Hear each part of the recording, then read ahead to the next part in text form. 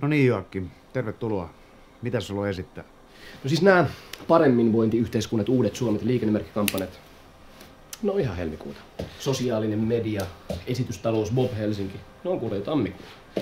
Nyt on Paavo maaliskuu. Melkein huhtikuu. Ja tää on se momentum. Vasemmistoliitolla on nyt mahdollisuus olla ajassa kiinni, eli edellä muita. 3 asiaa, mitä meidän brändin pitää olla. Kirkas, tarkka, witty. Nuorekkaalla tavalla witty. Me tilattiin sulta mainoskampanja, mikä viesti on se, että Vasemmistoliitto haluaa turvata vanhusten oikeuden hoivaa ja hoivaa. Ei siis haloo, toi on ihan tammikuuta. Ketä kiinnostaa jotkut vanhukset? Onko vanhukset Facebookissa? Ei ole. Unohda ne. Toinen juttu on tää puolue.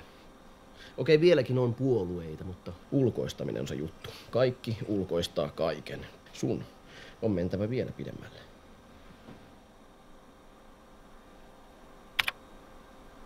Yksityistetään koko lafka.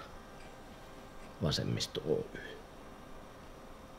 Tai Vasuri Oy. Tai tässä voisi olla Leftia Oy. Leftia Solutions TBVA. Ei mitään puoluesihteereitä tai piirijärjestöjä tai puolueneuvostoja, vaan osakkeenomistajat päättää kaikesta. Se on huhtikuuta.